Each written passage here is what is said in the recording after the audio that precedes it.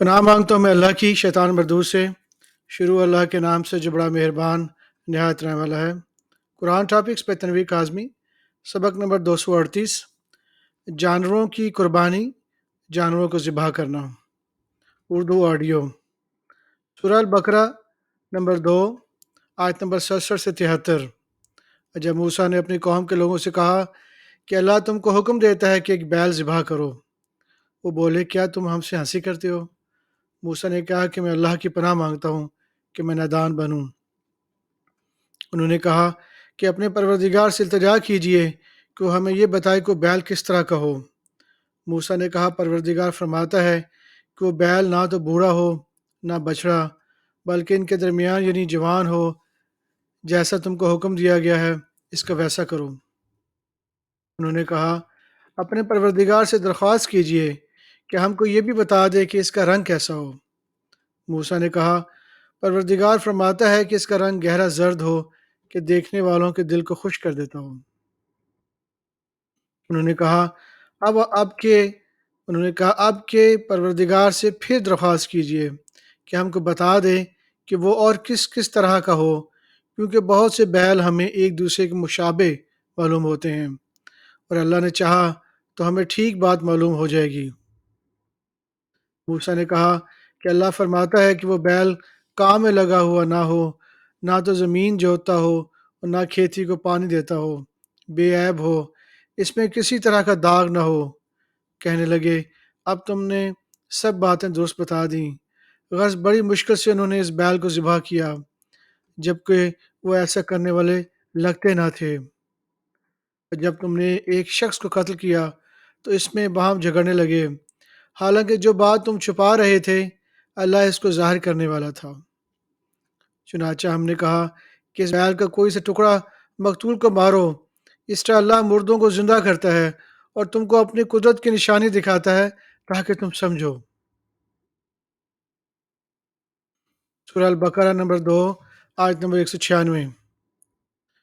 اللہ کی خوشنودی کے لیے حج اور عمرے کو پورا کرو، اگر راستے میں روک لیے جاؤ تو جیسی قربانی میسر ہو کر دو، اور جب تک قربانی اپنے مقام پر نہ پہنچ جائے سر نہ منڈواؤ، اور اگر کوئی تم میں بیمار ہو یا اس کے سر میں کسی طرح کی تکلیف ہو تو اگر وہ سر منڈوا لے تو اس کے بدلے روزے رکھے یا صدقہ دے یا قربانی کرے۔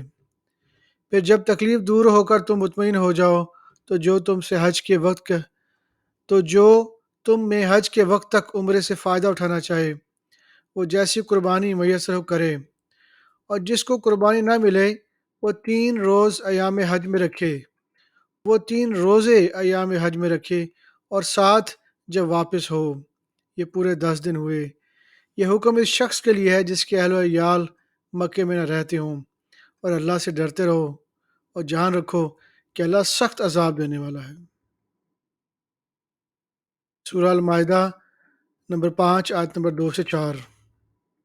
مومنو، اللہ کے نام کی چیزوں کی بے حرمتی نہ کرنا، اور نہ ادب کے مہینے کی، اور نہ قربانی کے جانوروں کی، اور نہ ان جانوروں کی جو اللہ کی نظر کر دی گئے ہوں کہ جن کے گلوں میں پٹے پڑے ہوں، اور نہ ان لوگوں کی جو حرمت والے گھر یعنی بیت اللہ کو جا رہے ہوں، اپنے پروردگار کے فضل اور اس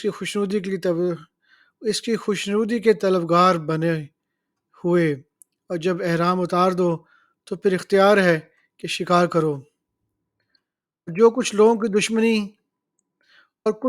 دشمنی اس وجہ سے کہ انہوں نے تم کو مسجد حرام سے روکا تھا، تمہیں اس بات پر آمادہ نہ کر دے کہ تم زیادتی کرنے لگو، اور دیکھو نیکی اور پرہیزگاری کے کاموں میں ایک دوسرے کی مدد کیا کرو، اور گناہ اور ظلم کی باتوں میں کسی کے ساتھ تعاون نہ کرو، اور اللہ سے ڈرتے رہو، کچھ شک ہی نہیں کہ اللہ کا عذاب سخت ہے۔ تم پر مرا ہوا جانور اور بہتا لہو اور سور کا گوشت اور جس چیز پر اللہ کے سوا کسی اور کا نام پکارا جائے، اور جو جانور گلا کٹ کر مر جائے، اور جو چوٹ لگ کر مر جائے، اور جو گر کر مر جائے، اور جو سینگ لگ کے مر جائے، یہ سب حرام ہیں، اور وہ جانور بھی جس کو درندے پھاڑ کھائیں، مگر جس کو تم مرنے سے پہلے ذبح کر لو، اور وہ جانور بھی جو غیر اللہ کے آستانے پر ذبح کیا جائے، اور یہ بھی کہ 500 سے قسمت معلوم کرو، یہ سب گناہ کے کام ہیں۔ آج کافر تمہارے دین سے نا امید ہو گئے ہیں، تو ان سے مت ڈرو اور مجھے سے ڈرتے رہو۔ آج میں نے تمہارے لیے تمہارا دین کامل کر دیا ہے اور اپنی نعمتیں تم پر پوری کر دیں، اور تمہارے لیے اسلام کو بطور دین پسند کر لیا ہے۔ ہاں، جو شخص بھوک میں لاچار ہو جائے بشرطے کہ گناہ کی طرف مائل نہ ہو، تو اللہ بخشنے والا ہے، بڑا مہربان ہے۔ اے نبی، تم سے پوچھتے ہیں کہ کون کون سی چیزیں ان کے لیے حلال ہیں۔ ان سے کہہ دو کہ سب پاکیزہ چیزیں تم پر حلال ہیں، اور وہ شکار بھی حلال ہیں جو تمہارے لیے ان شکاری جانوروں نے پکڑا ہو جن کو تم نے سدھا رکھا ہو، اور جس طریق سے اللہ نے تمہیں شکار کرنا سکھایا ہے اسی طریق سے تم نے ان کو سکھایا ہو، تو جو شکار وہ تمہارے لیے پکڑ رکھیں اس کو کھا لیا کرو، اور شکاری جانوروں کے چھوڑتے وقت اللہ کا نام لے لیا کرو، اور اللہ سے ڈرتے رہو، بے شک اللہ جلد حساب لینے والا ہے۔ سورہ الانعام نمبر 6 آیت نمبر 116 سے 121۔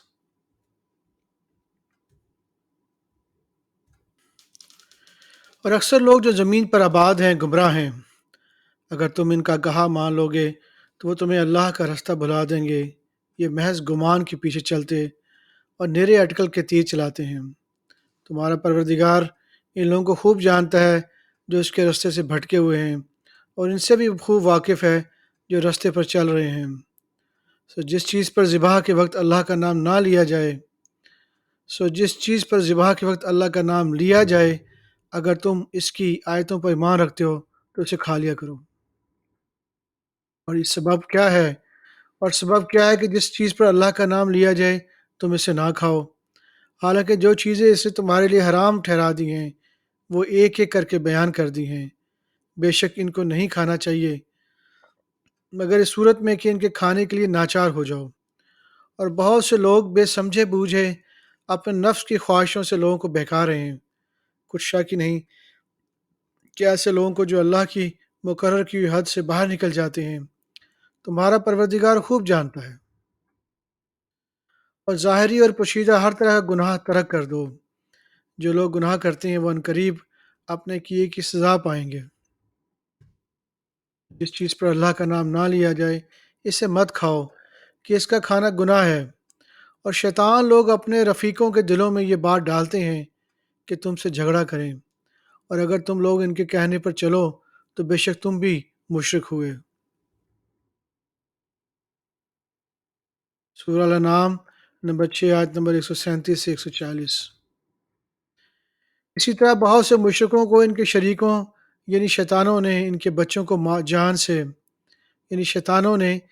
بچوں کو جان سے مار ڈالنا اچھا کر دکھایا ہے تاکہ انہیں ہلاکت میں ڈال دیں، ان کے دین کو ان پر غلط ملت کر دیں، اور اگر اللہ چاہتا تو وہ ایسا نہ کرتے، سو ان کو چھوڑ دو کہ وہ جانے اور ان کا جھوٹ، اور اپنے خیال سے یہ بھی کہتے ہیں کہ یہ مویشی اور کھیتی منع ہے، اسے اس شخص کے سوا جسے ہم چاہیں کوئی نہ کھائے، یعنی مویشی ایسے ہیں کہ ان کی پیٹھوں پر چڑھنا منع کر دیا گیا ہے، اور بعض مویشی ایسے ہیں کہ جن پر ذبح کرتے وقت اللہ کا نام نہیں لیتے، یہ سب اللہ پر جھوٹ ہے، وہ عنقریب ان کو ان کے جھوٹ کا بدلہ دے دے گا۔ اور یہ بھی کہتے ہیں کہ جو بچہ ان مویشیوں کے پیٹ میں ہے وہ صرف ہمارے مردوں کے لیے ہے، اور ہماری عورتوں کو اس کا کھانا حرام ہے، اور اگر وہ بچہ مرا ہوا ہو تو سب اس میں شریک ہیں، یعنی اسے مرد اور عورتیں سب کھائیں۔ عنقریب اللہ انہیں ان کی اس تجویز پر سزا دے گا، بے شک وہ حکمت والا ہے، خبردار ہے۔ جن لوگوں نے اپنی اولاد کو بیوقوفی سے ناسمجھی سے قتل کیا اور اللہ پر افطرا کر کے اس کی عطا فرمائی روزی کو حرام ٹھہرایا، وہ گھاٹے میں پڑ گئے، وہ بلا شبہ گمراہ ہیں اور ہدایت یافتہ نہیں ہیں۔ سورہ الانعام نمبر 6 آیت نمبر 142 سے 145۔ اور مویشیوں میں بوجھ اٹھانے والے یعنی بڑے بڑے بھی پیدا کیے، اور زمین سے لگے ہوئے یعنی چھوٹے چھوٹے بھی، بس اللہ کا دیا اور رزق کھاؤ، اور شیطان کے قدموں پر نہ چلو، وہ تمہارا کھلا دشمن ہے۔ یہ بڑے چھوٹے مویشی 8 قسم کے ہیں، دو دو بھیڑوں میں سے اور دو دو بکریوں میں سے، یعنی ایک نر اور ایک ایک مادہ۔ اے پیغمبر، ان سے پوچھو کہ اللہ نے دونوں کے نروں کو حرام کیا ہے یا دونوں کی ماداؤں کو، یا جو بچہ ماداؤں کے پیٹ میں ہے، اسے اگر سچی ہو تو مجھے سند سے بتاؤ۔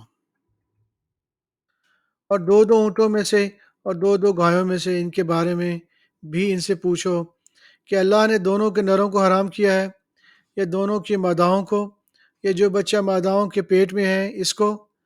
بھلا اس وقت اللہ نے تم کو اس کا حکم دیا تھا تو تم اس میں موجود تھے؟ اب اس شخص سے ظالم اب اس شخص سے زیادہ کون ظالم ہے؟ اب اس شخص سے زیادہ کون ظالم ہے جو اللہ پر جھوٹ باندھے تاکہ بے جانے بوجھے لوگ گمراہ کرے؟ کچھ شک نہیں کہ اللہ ظالم لوگوں کو ہدایت نہیں دیتا۔ کہو کہ جو احکام محمد پر نازل ہوئے ہیں، میں ان سے کوئی چیز جسے کھانے والا کہو کہ جو احکام مجھ پر نازل ہوئے ہیں، میں ان سے کوئی چیز جسے کھانے والا کھا لے حرام نہیں پاتا، بجوز اس کے کہ وہ مرا ہوا جانور ہو یا بہتا لہو یا سور کا گوشت، کہ یہ سب ناپاک ہیں۔ یہ کوئی گناہ کی چیز ہو کہ کوئی گناہ کی چیز ہو کہ اس پر اللہ کے سوا کسی اور کا نام لیا گیا ہو، اور اگر کوئی مجبور ہو جائے لیکن نہ تو نافرمانی کرے، نہ حد سے بڑھ جائے، نہ حد سے باہر نکل جائے، تو تمہارا پروردگار بخشنے والا ہے، مہربان ہے۔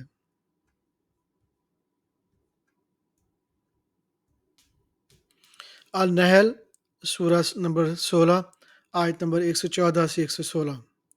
بس اللہ نے جو تم کو حلال طیب رزق دیا ہے اسے کھاؤ، اور اللہ کی نعمتوں کا شکر بھی کرو اگر اسی کی عبادت کرتے ہو۔ اس نے تم پر مردار اور لہو اور سور کا گوشت حرام کر دیا ہے، اور جس چیز پر اللہ کے سوا کسی اور کا نام پکارا جائے اس کو بھی۔ ہاں اگر کوئی ناچار ہو جائے تو بشرطے کہ گناہ کرنے والا نہ ہو اور نہ حد سے نکلنے والا ہو، تو اللہ بخشنے والا ہے، مہربان ہے۔ اور یوں ہی جھوٹ جو تمہاری زبان پر آ جائے مت کہہ دیا کرو کہ یہ حلال ہے اور یہ حرام ہے، تاکہ اللہ پر جھوٹ باندھنے لگو۔ جو لوگ اللہ پر جھوٹ باندھتے ہیں ان کا بھلا نہیں ہوگا۔ سورہ الحج نمبر 22، آیت نمبر 36 سے 37۔ اور قربانی کے اونٹوں کو بھی ہم نے تمہارے لیے اللہ کے شعائر مقرر کیا ہے، ان میں سے تمہارے لیے فائدے ہیں، تو قربانی کرنے کے وقت قطار باندھ کر ان پر اللہ کا نام لو، پھر جب پہلو کے بل گر پڑیں تو ان میں سے کھاؤ، اور قناعت سے بیٹھ رہنے والوں اور سوال کرنے والوں کو بھی کھلاؤ۔ اس طرح ہم نے ان کو تمہارے زیر فرمان کر دیا ہے تاکہ تم شکر کرو۔ اللہ تک نہ تو ان کا گوشت پہنچتا ہے اور نہ خون، بلکہ اس تک تمہاری پرہیزگاری پہنچتی ہے۔ اس طرح اللہ نے ان کو تمہارے زیر فرمان کر دیا ہے تاکہ اس بات کے بدلے کہ اس نے تم کو ہدایت بخشی ہے، اسے بزرگی سے یاد کرو، اور اے پیغمبر نیکوکاروں کو خوشخبری سنا دو۔ سورہ الصفات نمبر 37، آیت نمبر 99 سے 107۔ جب ابراہیم بولے کہ میں اپنے پروردگار کی طرف جانے والا ہوں، وہ مجھے راستہ دکھائے گا۔ اے پروردگار، مجھے اولاد عطا فرما جو سعادت مندوں میں سے ہو۔ تو ہم نے ان کو ایک بردبار لڑکے کی خوشخبری دی۔ جب وہ ان کے ساتھ دوڑ دھوپ کی عمر کو پہنچا تو ابراہیم نے کہا کہ بیٹا، میں خواب میں دیکھتا ہوں کہ گویا تم کو ذبح کر رہا ہوں، تو تم سوچ لو کہ تمہارا کیا ارادہ ہے۔ انہوں نے کہا ابا جان، جو آپ کو حکم ہوا ہے وہی کیجیے، اللہ نے چاہا تو آپ مجھے صابروں میں سے پائیے گا۔ اس طرح ان دونوں نے حکم مان لیا اور باپ نے بیٹے کو ماتھے کے بل لٹا دیا۔ تو ہم نے ان کو پکارا کہ اے ابراہیم، تم نے خواب کو سچا کر دکھایا، ہم نیکوکاروں کو ایسا ہی بدلہ دیا کرتے ہیں۔ بلا شبہ یہ ایک کھلی ہوئی آزمائش تھی، اور ہم نے قربانی کے ایک بڑے جانور سے ان کا یعنی اسماعیل کا فدیہ دے دیا۔ سورہ الکوثر نمبر 108، آیت نمبر 1 سے 2۔ ہم نے تم کو کوثر یعنی بہت زیادہ بھلائی عطا فرمائی ہے، تو اے پروردگار، تو اپنے پروردگار کے لیے نماز پڑھا کرو اور قربانی کیا کرو تو اپنے پروردگار کے لیے نماز پڑھا کرو اور قربانی کیا کرو